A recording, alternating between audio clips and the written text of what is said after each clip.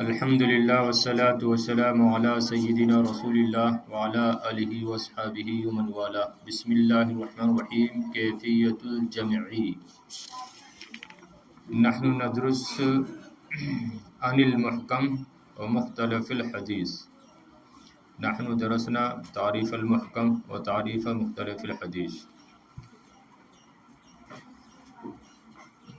محکم مختلف الحدیث کسے کہتے ہیں؟ ہم ان دونوں کی تعریفیں پڑھ چکے ہیں، صحیح نا؟ محکم کسے کہتے ہیں؟ محکم وہ مقبول حدیث ہے جو اپنے مثل مقبول حدیث کے مقابلے سے مخالفت سے محفوظ ہو، اور مختلف الحدیث اس حدیث کو کہتے ہیں، یعنی اس مقبول حدیث کو کہتے ہیں جو مقبول حدیث اپنے مثل مقبول حدیث کی مخالفت سے محفوظ ہو، وہ معارض ہو، مخالف ہو۔ وہ مقبول حدیث جو اپنے مثل مقبول حدیث کے مخالف ہو لیکن ان دونوں کے درمیان جمع و تطبیق ممکن ہو، اس کو مختلف الحدیث کہتے ہیں۔ اس کی مثال آپ کو دی گئی تھی کہ ہم دیکھتے ہیں یہاں پر دو حدیثیں ہیں اور دونوں مقبول ہیں، صحیح ہیں۔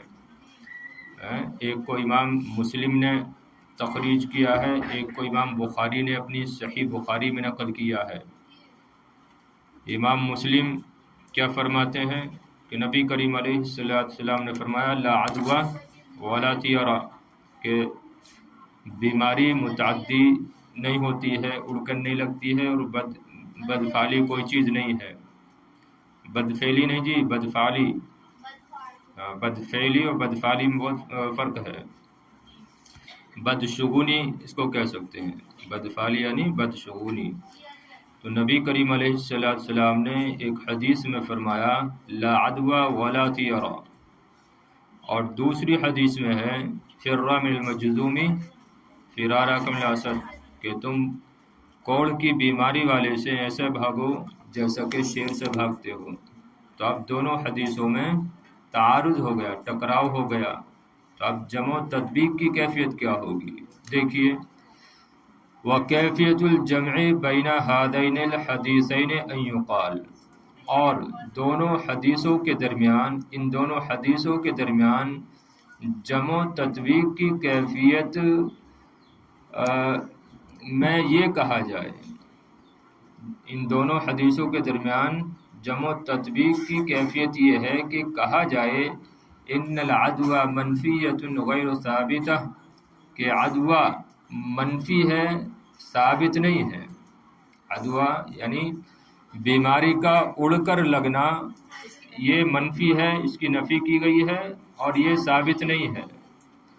بدلیل قولہ صلی اللہ علیہ وسلم، نبی کریم علیہ السلام کے اس قول کی دلیل کی وجہ سے آپ نے فرمایا لا یعدی شیء شیئا، کہ ایک چیز دوسری چیز کو اڑ کر نہیں لگتی۔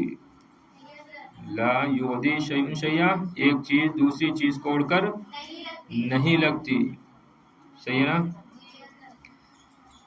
وَقَوْلُهُ لِمَنْ عَارَضَهُ بِأَنَّ الْبَعِيرَ الْأَجْرَبَ يَكُونُ بَيْنَ الْإِبِلِ الصَّحِيحَةِ فَيُخَالِطُهَا فَتَجْرَبُ، اور نبی کریم علیہ السلام کے اس قول کی دلیل کی وجہ سے جو آپ نے اس سے فرمایا جس نے آپ سے یہ بات رکھی کہ خارش زدہ اونٹ یکون بین الابل الصحیحۃ، صحیح اونٹوں میں ہوتا ہے، فیخالطها، پس ان کے ساتھ رہتا ہے، فتجربو، تو اس کو بھی یا ان کو بھی خارش زدہ کر دیتا ہے۔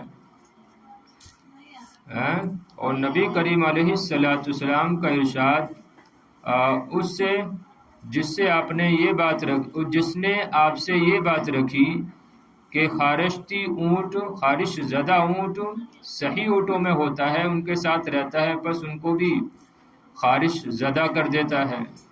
فمن عاد الاول، تو پھر پہلے کو کس نے وہ بیماری لگائی؟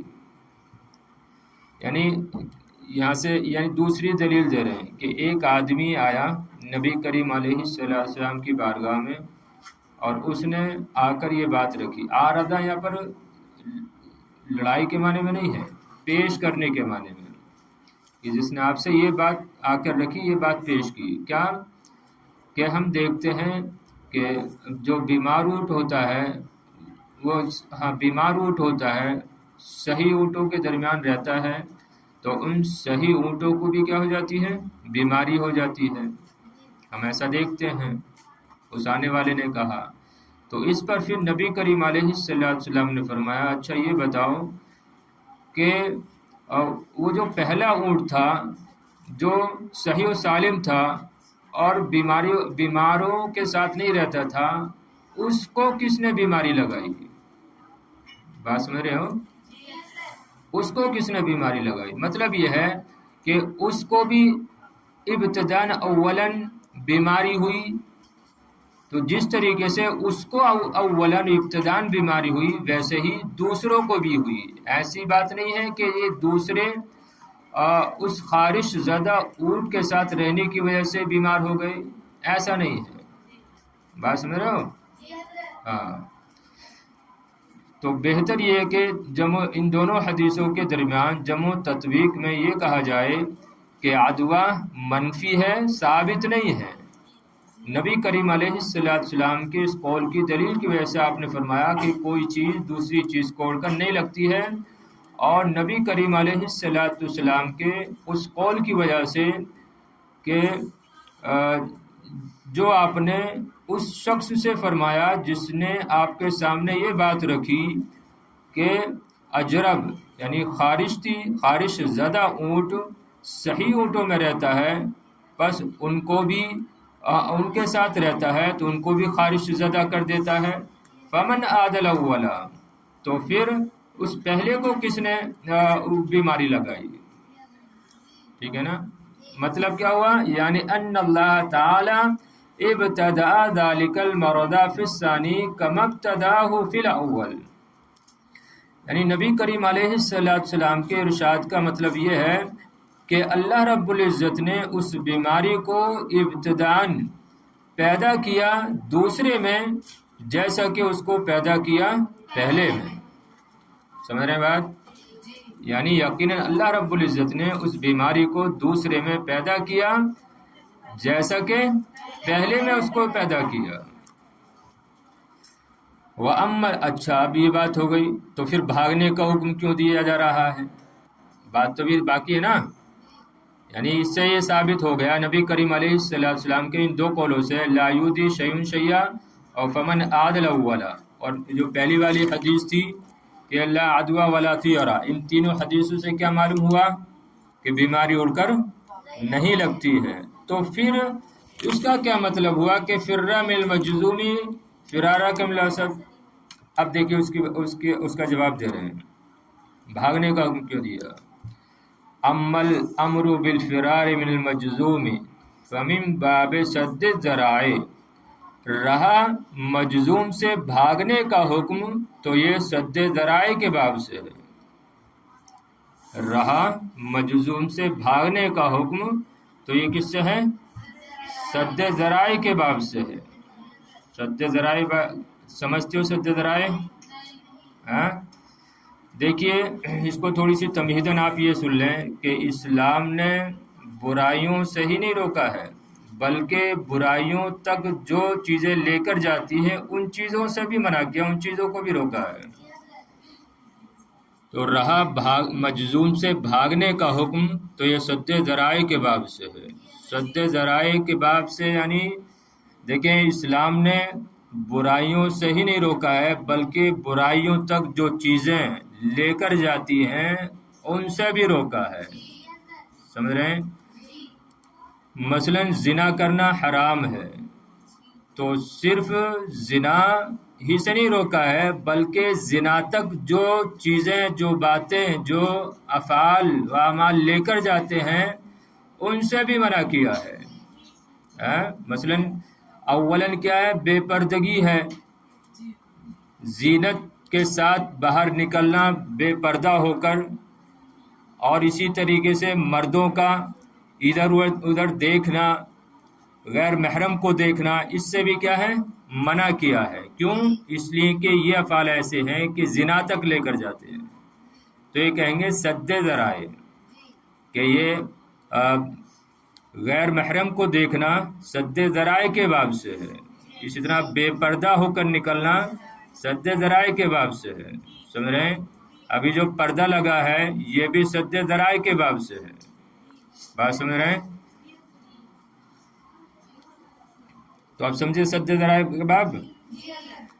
تو رہا مجزوم سے بھاگنے کا حکم تو اس سد ذرائع کے باب سے ہے. دیکھیں اور وضاحت کر رہے ہیں، شاید ابھی بات نہیں آئے گی سمجھ میں. اے لئلا یتفق للشخص الذي يخالط ذلك المجزوم حصول شيء له من ذلك المرض بتقدير الله تعالى ابتداء لا بالعدوى المنفیہ.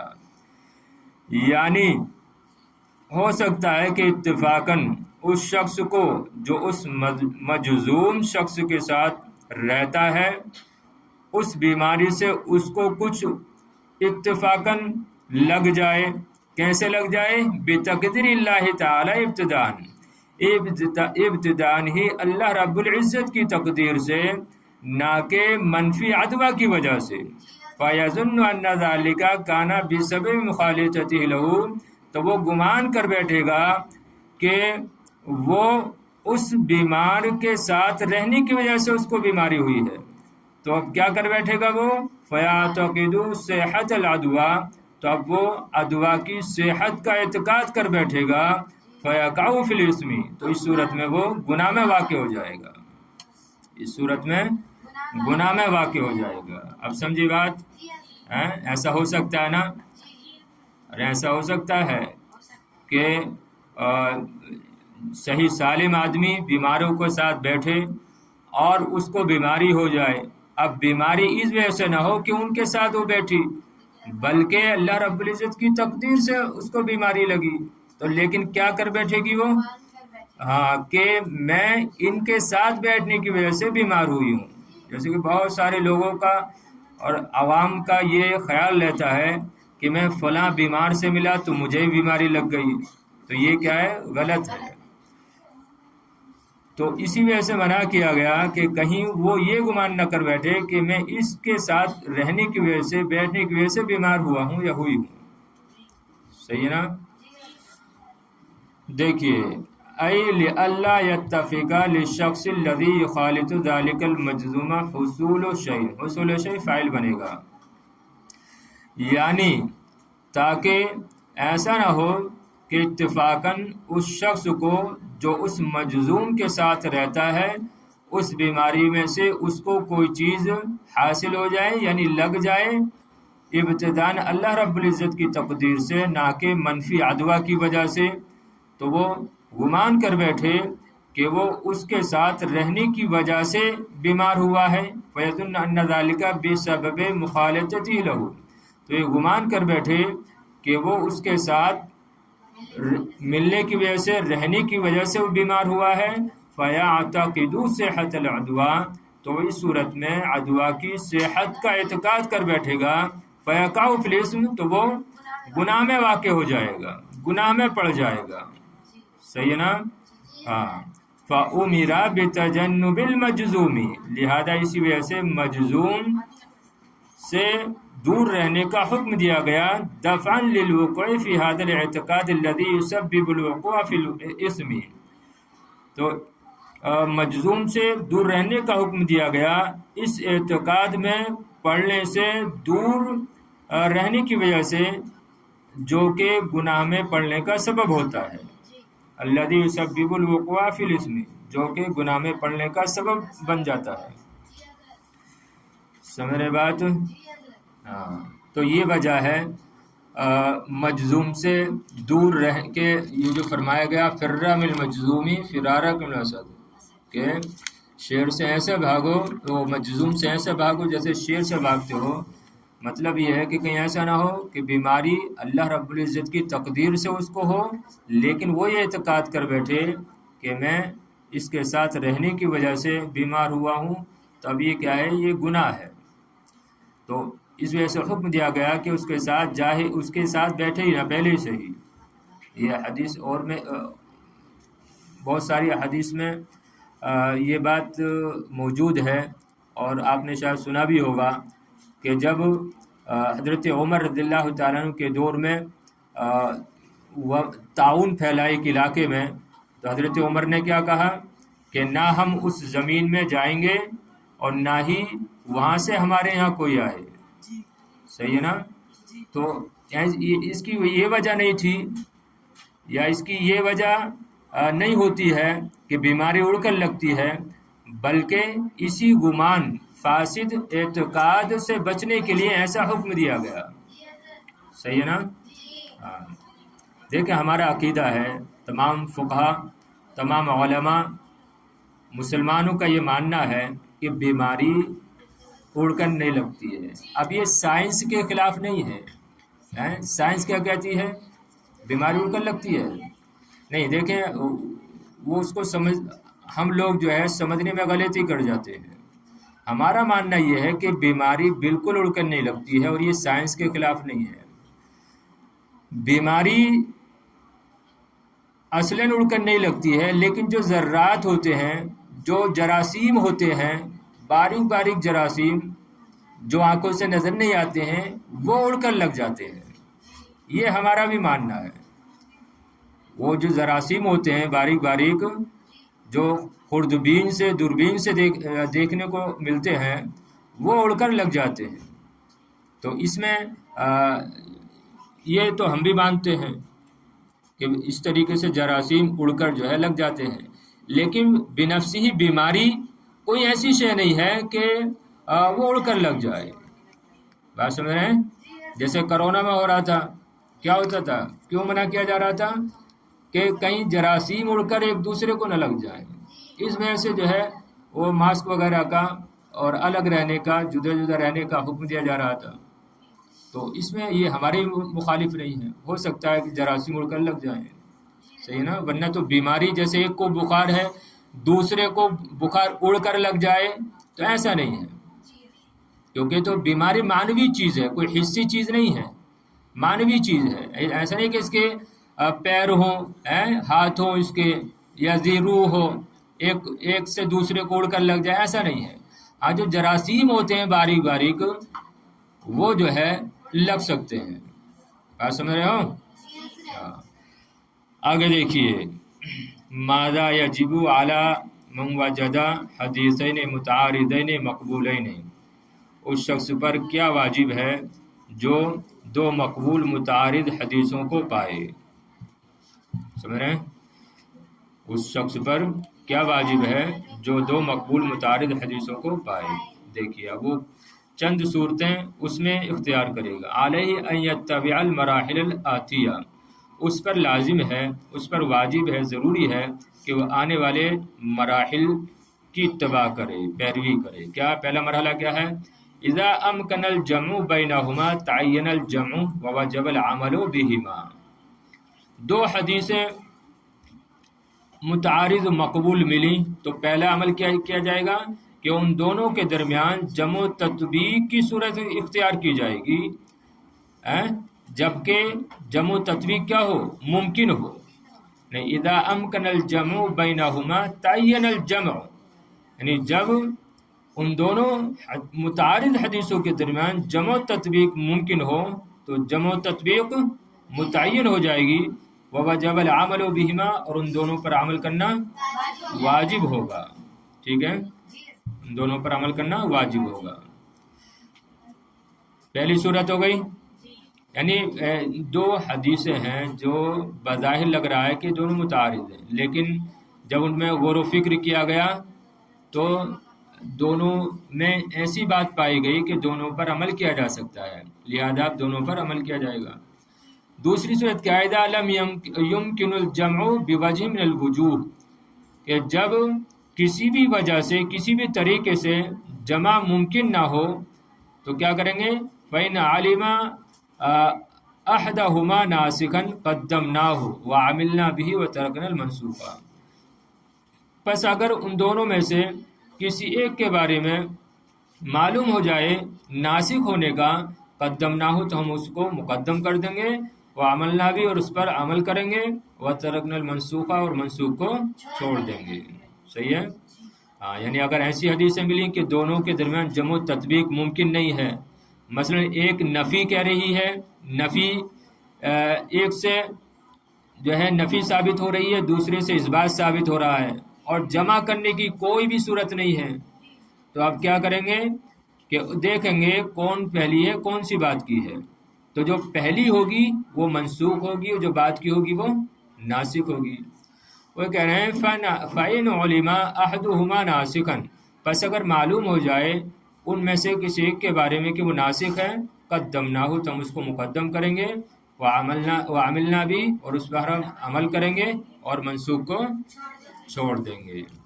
آپ دیکھیے وَإِن لَّمْ يَعْلَمْ ذَلِكَ رَجَّحْنَا أَحَدَهُمَا عَلَى الْآخَرِ بِوَجْهٍ مِّن وُجُوهِ التَّرْجِيحِ الَّتِي تَبْلُغُ 50 وجها أو أكثر ثم عملنا بالراجح. اچھا ناسخ و منسوخ کا جو تعلق ہے تاریخ سے ہے. ظاہر بات ہے اگر ہم کو تاریخ معلوم نہیں ہوگی تو کیسے پتہ چلے گا کہ حدیث پہلے کی ہے بعد کی ہے؟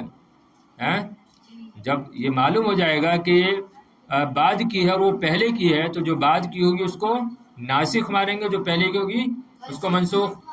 لیکن تاریخ ہمیں معلوم نہیں، کوئی ایسی حدیثیں ہیں کہ معلوم نہیں ہو پا رہا ہے کہ کون سی کب کی حدیث ہے، تو اب کیا کریں گے بتانے دیکھیے وَإِن لَّمْ يَعْلَمْ ذَلِكَ، اور اگر یہ معلوم نہ ہو یعنی ناسخ و منسوخ معلوم نہ ہو تو رجحنا أحدهما الآخر، تو ہم ان میں سے ایک کو دوسرے پر ترجیح دے دیں گے. اب ترجیح کیسے دے دیں گے کہ آپ کے اختیار میں ہے یہ نہیں، بلکہ بوجہ من وجوہ الترجیح التي تبلغ 50 وجہا او اکثر، وجوہ ترجیح میں سے جو وجوہ ترجیح کے 50 یا 50 سے زیادہ وجہوں کو پہنچتی ہیں. یعنی کہنے کا مقصد یہ ہے کہ ایسی حدیثیں جن میں تعارض ہو جائے اور ناسخ تطبیق بھی ممکن نہ ہو اور ناسخ و منسوخ کا بھی علم نہ ہو، تو اب ایسی صورت میں کیا کیا جاتا ہے؟ ترجیح دی جاتی ہے. ترجیح کی 50 یا اس سے بھی زائد صورتیں ہیں، سمجھ رہے ہیں؟ 50 صورتیں یا اس سے بھی زائد ہیں، تو ان صورتوں میں سے کسی ایک کے ذریعے سے ایک کو راجح قرار دیا جائے گا، دوسرے کو مرجوح قرار دیا جائے گا. اسی کو کہہ رہے ہیں. اور اگر یہ بھی معلوم نہ ہو تو ان میں سے ایک کو ترجیح دیں گے دوسری پر ان وجوہ ترجیح میں سے جو 50 یا اس سے زیادہ ہیں، ان میں سے کسی ایک وجہ کے ذریعے. ثم عملنا بالراجح، پھر ہم راجح پر عمل کریں گے. وجوہ ترجیحات کیا ہیں؟ آپ جو ہے اس کو جو بڑی کتابیں ہیں، شروحات ہیں احادیث کی، ان میں آپ پڑھ سکتی ہیں. جو فقہ کی کتابیں ہیں، اصول کی کتابیں ہیں، ان میں آپ یہ باتیں پڑھ سکتی ہیں.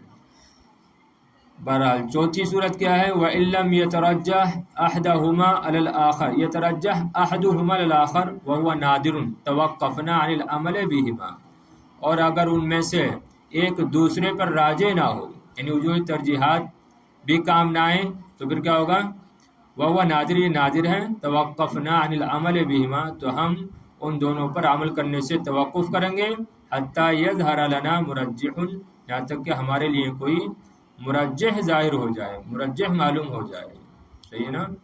تو وَإِن لَّمْ يَتَرَجَّحْ أَحَدُهُمَا عَلَى الْآخَرِ، اور اگر ان میں سے ایک کو دوسرے پر ترجیح نہ ہو، اور یہ ایسا نادر ہے نہیں، ترجیحات میں سے کسی وجوہ ترجیح کی بنا پر، وجہ ترجیح کی بنا پر ایک کو دوسرے پر ترجیح حاصل ہو ہی جاتی ہے. لیکن اگر کسی وجہ سے ترجیح حاصل نہ ہو تو اب ان حدیثوں پر توقف کیا جائے گا، ان پر عمل نہیں کیا جائے گا یہاں تک کہ کوئی مرجح معلوم ہو جائے. سمجھ رہے ہیں؟ تو اگر ان میں سے ایک کی دوسرے پر ترجیح نہ ہو پائے اور یہ ایسا نادر ہے، توقفنا عن العمل بہما، تو ہم ان دونوں پر عمل کرنے سے توقف کریں گے یہاں تک کہ ہمارے لیے کوئی مرجح ظاہر ہو جائے، معلوم ہو جائے. اہمیتہ ومن یکمل لہ، چلیں آگے. اہمیتہ ومن یکمل لہ، اس کی اہمیت یعنی یہ محکم اور مختلف حدیثوں کے درمیان جمع و تطبیق کی جو صورت ہے اس کو پہچاننا ہے، تو اس کی اہمیت، اس علم کی اہمیت کیا ہے؟ وَمَن يَكْمُلُ لَهُ، اور اس میں مہارت کون رکھتا ہے، اور اس میں کون مہارت رکھتا ہے، کون کامل مہارت رکھتا ہے، مطلب یہ ہے هذا الفن من اہم علوم الحدیث، یہ فن علوم حدیث کے اہم فنون میں سے ہے۔ یہ فن کون سا؟ ارے جب دو حدیثوں کے درمیان تعارض ہو جائے، مقبول حدیثوں کے درمیان تعارض ہو جائے، تو اب ان کے درمیان کیا کیا جائے، یہ ایک فن ہے، سمجھ رہے ہیں؟ تو یہ فن علوم حدیث کے اہم فنون میں سے ہے۔ اذ یسر الی معرفت جمیع العلماء، اس لیے کہ اس کی معرفت کی طرف تمام علماء مجبور ہیں یا ضرورت ہے، اس لیے کہ تمام علماء کو، جمیع العلماء، اس لیے کہ تمام علماء اس کی معرفت کے ضرورت مند ہیں۔ وَإِنَّمَا يَكْمُلُ لَهُ وَيَمْهَرُ فِيهِ الْأَئِمَّةُ الْجَامِعُونَ بَيْنَ الْحَدِيثِ وَالْفِقْهِ، اور یقیناً اس میں کامل مہارت رکھتا ہے، اس میں کمال حاصل ہوتا ہے، وَيَمْهَرُ فِيهِ، اور اس میں مہارت رکھتا ہے یا مہارت رکھتے ہیں وہ ائمہ جو حدیث اور فقہ کے درمیان جمع کرنے والے ہیں، یعنی جو حدیث اور فقہ پر کام کرتے ہیں یا حدیث اور فقہ میں مہارت حاصل رکھتے ہیں۔ والوصولیون الغواصون المعانی الدقیقہ، اور وہ اصولی جو دقیق معنی میں غوطہ زنی کرتے ہیں، وَهَؤُلَاءِ هُمُ الَّذِينَ لَا يَشْكُلُ عَلَيْهِمْ مِنْهُ إِلَّا النَّادِرُ، اور یہ وہ لوگ ہیں کہ جن پر ان میں سے یا اس فن میں سے نادر ہی مشتبہ ہے، مشکل ہے، اور یہی وہ علماء ہیں لا يشكل علیہم منہ، کہ ان پر اس میں سے یعنی اس فن میں سے کچھ بھی مشتبہ نہیں ہے، مشکل نہیں ہے، الا النادر، مگر کم ہی، ٹھیک ہے نا؟ تو کیونکہ تمام علماء اس کی معرفت کے ضرورت مند ہیں، اور یقیناً اس میں کمال اور مہارت وہ ائمہ رکھتے ہیں جو حدیث اور فقہ کے جامع ہیں اور دقیق معنی میں غوطہ زنی کرتے ہیں، اور یہی وہ علماء ہیں کہ جن پر اس فن میں سے کم ہی مشتبہ ہے، یعنی سب جانتے ہیں کہ اگر دو حدیثیں ٹکرا رہی ہیں تو ان میں کیا صورت نکل رہی ہے، یہ اکثر جو ہے اس کو جانتے ہیں، صحیح ہے نا؟ وَتَعَارُضُ الْأَدِلَّةِ قَدْ شَغَلَ الْعُلَمَاءُ، یا علماء اور ادلہ دلائل کے تعارض نے علماء کو مشغول کر دیا، دلائل کے تعارض نے علماء کو مشغول کر دیا۔